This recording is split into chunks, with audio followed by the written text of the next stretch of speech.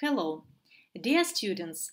We start series of lectures from subject Propedeutic of Internal Medicine. This lecture, sequence of decoding and analysis of the electrocardiogram, is prepared by the Department of Propedeutic of Internal Medicine No. 1, Bogomolets National Medical University. We really hope that as a result of today's conversation, you will learn algorithm and basic rules for decoding ECG. This is our aim of the lecture.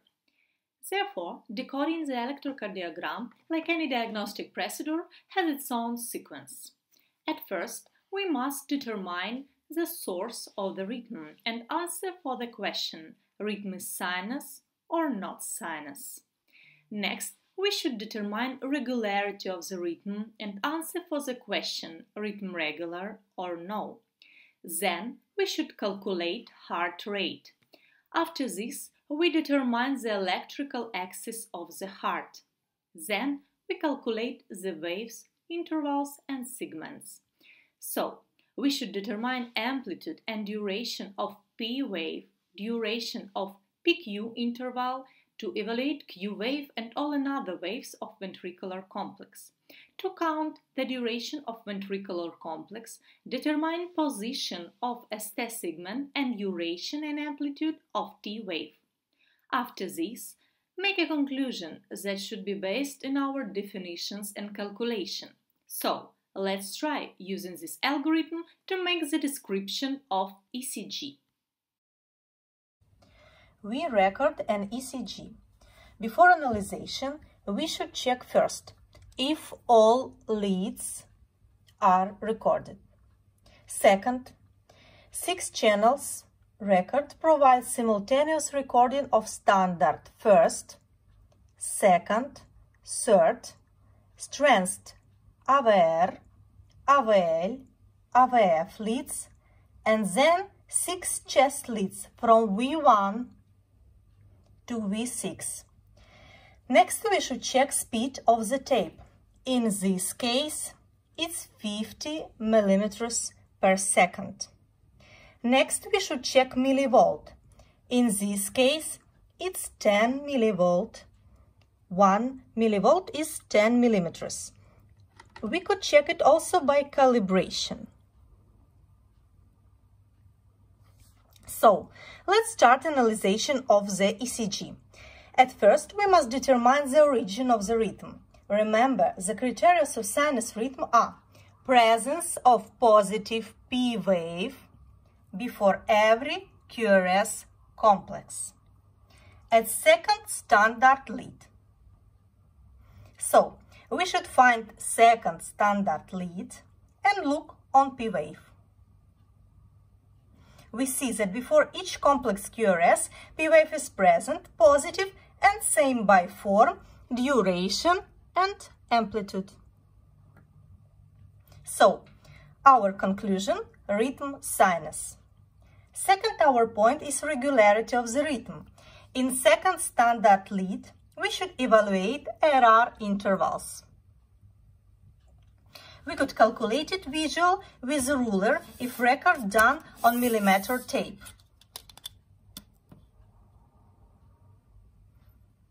So, let's measure it.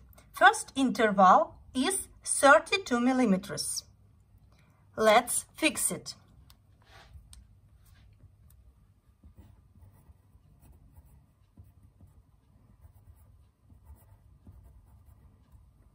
Second interval RR is 32 millimeters. We should fix it also.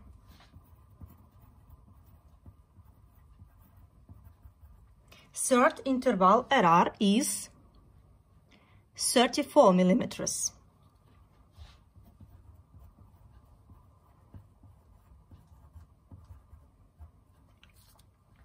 Fourth interval RR is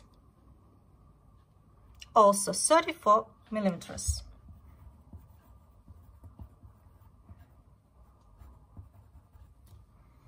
And fifth interval RR is 32 millimeters.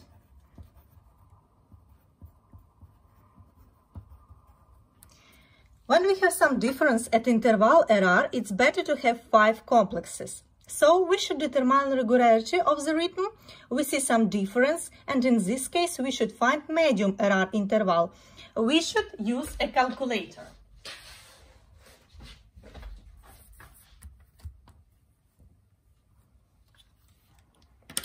So 32 plus 32 plus 34 plus 34 and plus 32 will be 164. We should divide it to 5. It will be 32.8. Medium RR interval is 32.8. Rhythm called regular if every RR interval isn't different from the average more than 10%. In this case, 10% is 3.28. So look.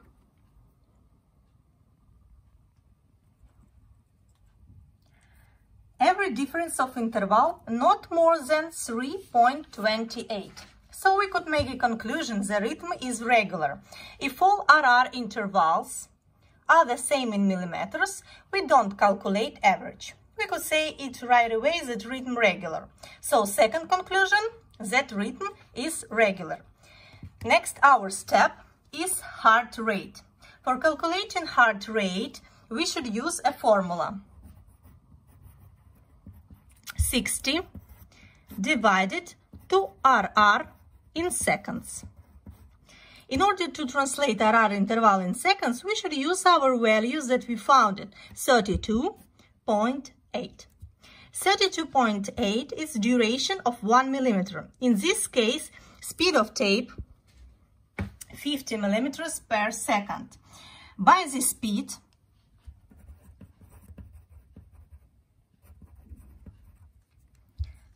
you should multiply to 0.02. So RR should be multiplied to 0.02. So 32.8 multiplied to 0.02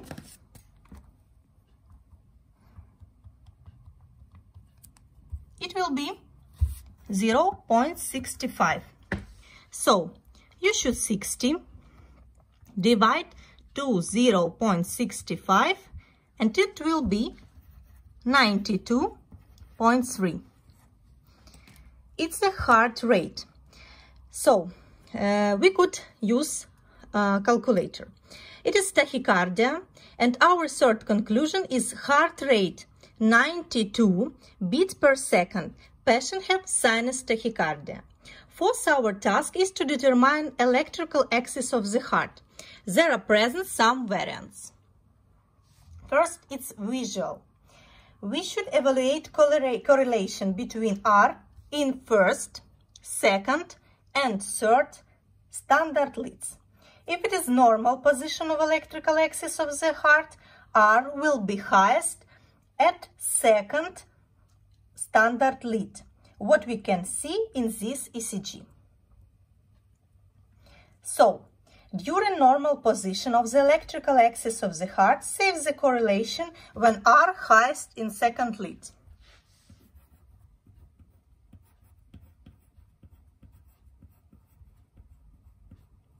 In our case, we have R in second, higher than in third, and higher than in first. This dependence also indicates normal variant of position of the heart, but it also close to vertical. If position of the heart turned to the left, we will see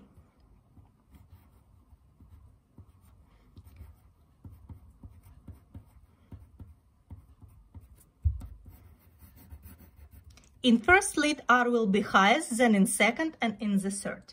If R highest at the third lead, it is turned to the right.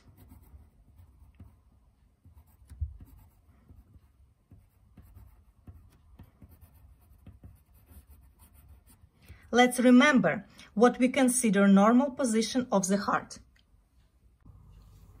Let's look to this picture. Here you can see the heart. In normal variant, our electrical and mechanical axis of the heart coincide.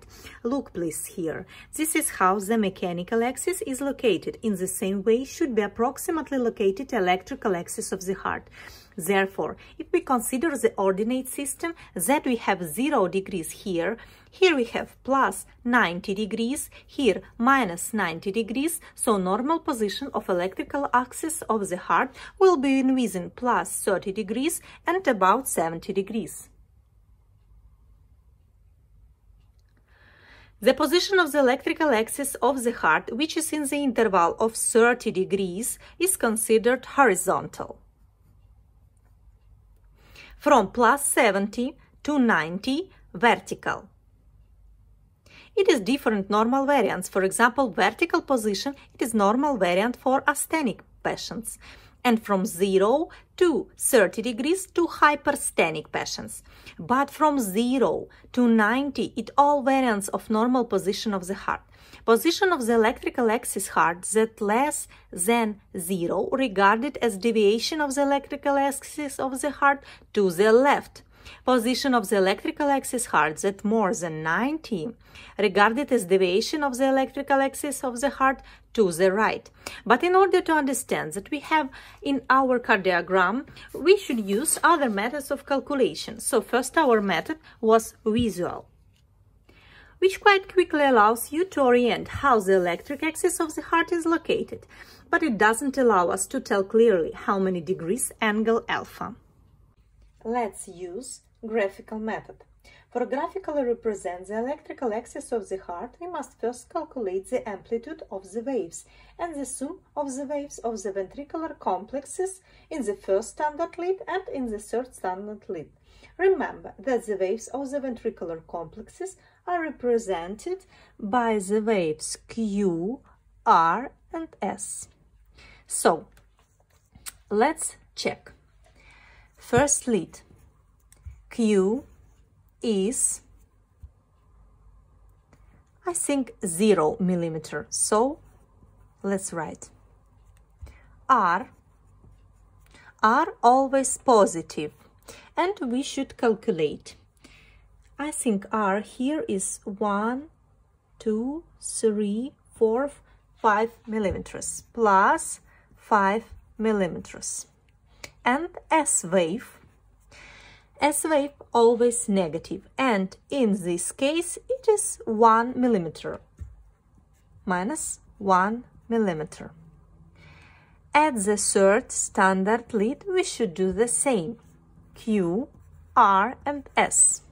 So Q at the third standard lead is 1 millimeter, so negative 1 millimeter. R at the third lead is 1, 2, 3, 4, 5, 6, 7 millimeters. And S here is also 1 millimeter. Next, our step is algebraic sum of these leads. So here it will be 4 millimeters. Here it will be 6 millimeters. To determine the electric axis of the heart, we must draw an isosceles triangle.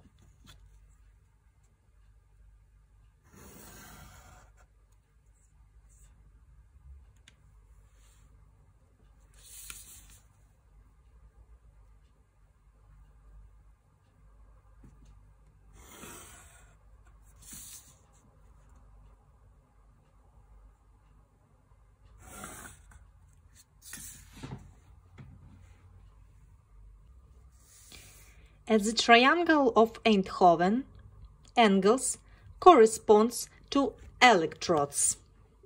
In this case, these electrodes here, that electrode is at the right arm,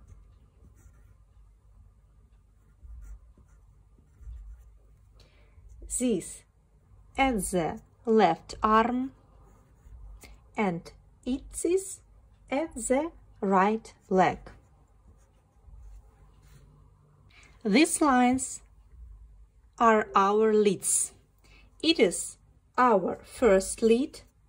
Here it is a third lead, and second lead we don't use. So let's make lines that we will use for the further calculation.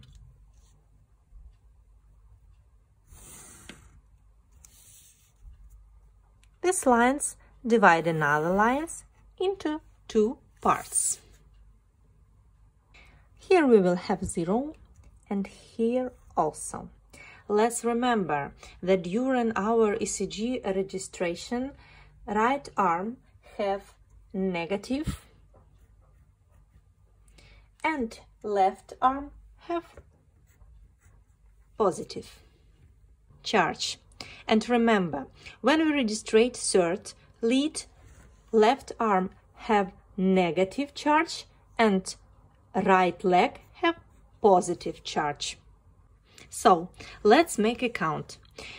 Remember that at first lead we have plus 4 millimeters. So let's count it from here. I propose you to use not millimeters but centimeters, because we will not see it in better case. So 4 centimeters is here. And you should write plus 4 millimeters. By third lead, remember, we have with you 6 millimeters, 2 pluses. So 6 millimeters is here. 6 millimeters. So next our step to put a perpendicular lines. Let's start from the first lead. Let's put a perpendicular line to first lead. Next, we should put a perpendicular line to third lead.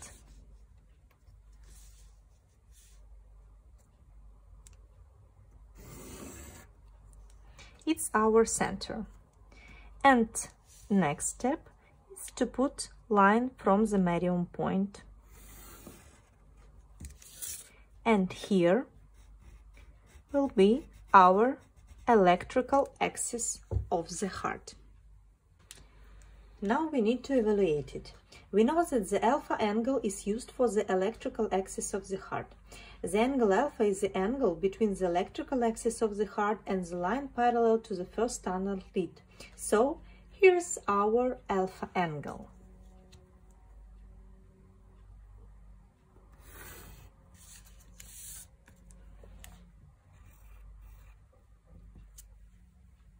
Now we have to evaluate it.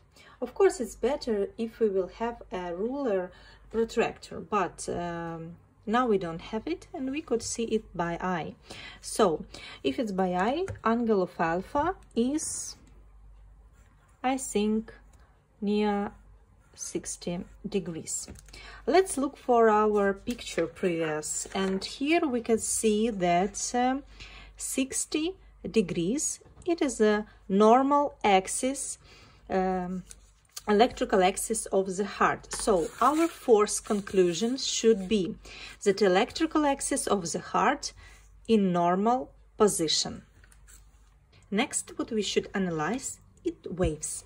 First wave, to what we should look for, it's P. P, we should look at the second lead.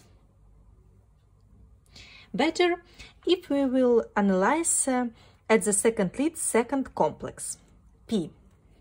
Duration of P,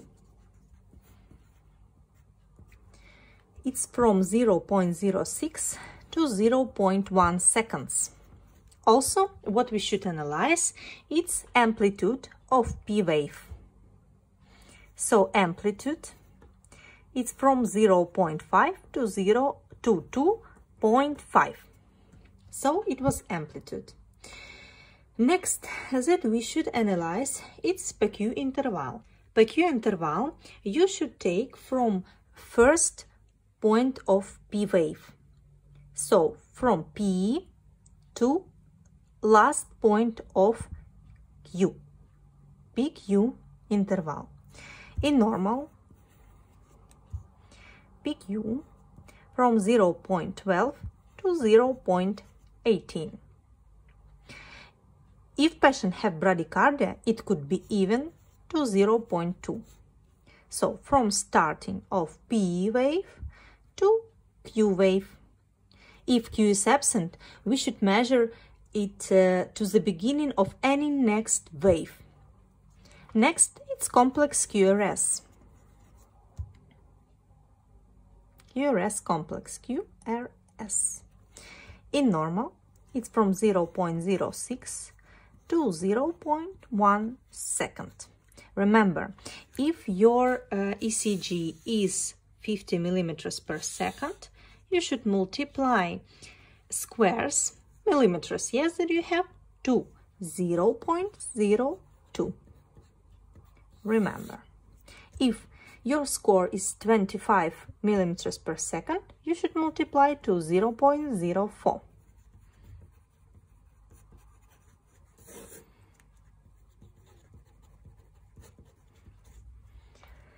Next is Q.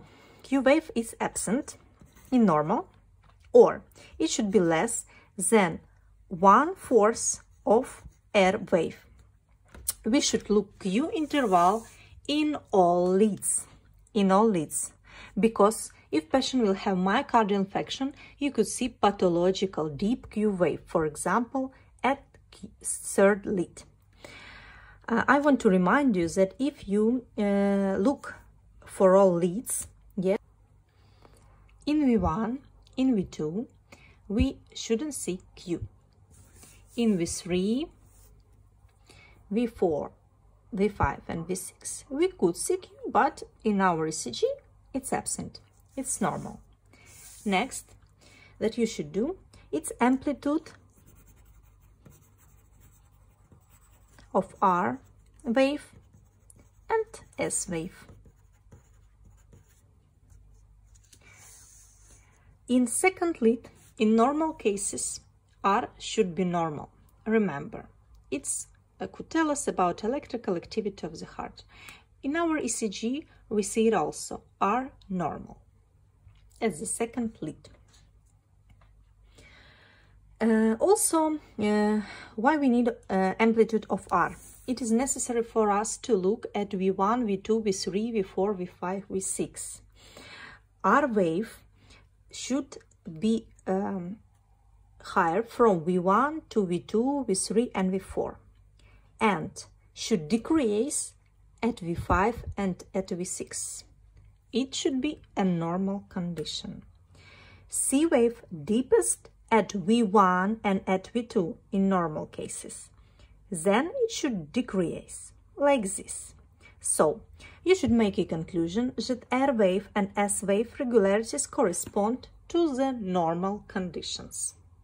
Next, our step is analysis of ST segment. How we will check this ST segment? ST segment, it's when S finish and T starts. When S finished and T starts. It should be in normal condition on its line. But in our variant, we see slanting positions that not exceed 1 millimeter. It is normal. It shouldn't be more than 1 millimeter. If you see that ST segment high or it's in lifting position, we call it elevation of ST segments. If you see that ST decrease more than 1 millimeter, we called it depression of ST segments. Elevation of ST segment could be the sign of myocardial infarction, STEMI, for example. So, it's you should look not only at the second lead, you should look at ST segment on ST segment in all leads. So let's see it. At the first lead, we also see slanting position of this ST segments. In second, also. In third, it should be in normal cases and is line. In AVR and AVL, AVF, the same, V1, V2, V3 slanting position, V4, V5 and V6. So our conclusion that ST segment is a line at normal position. We didn't see elevation or depression of ST segment. Next, our analyzation, it is T wave. T wave in normal should be duration from 0,1 to 0,25 seconds.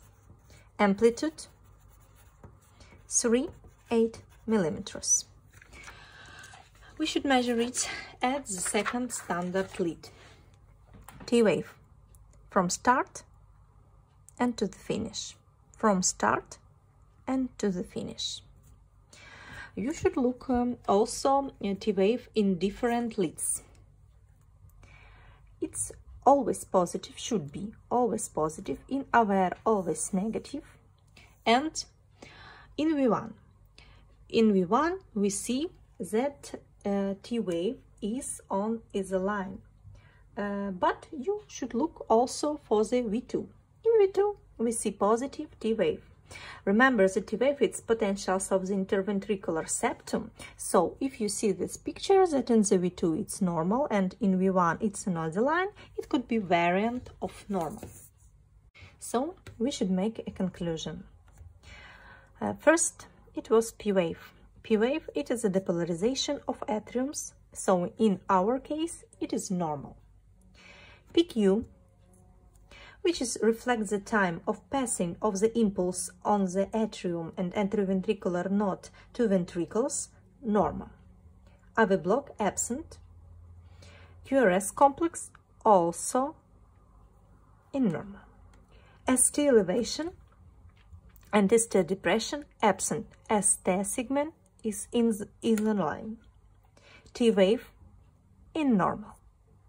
So, in this case, we don't see automatism disorders, exhaustibility, conductivity disorders, and no disorders of coronary circulation.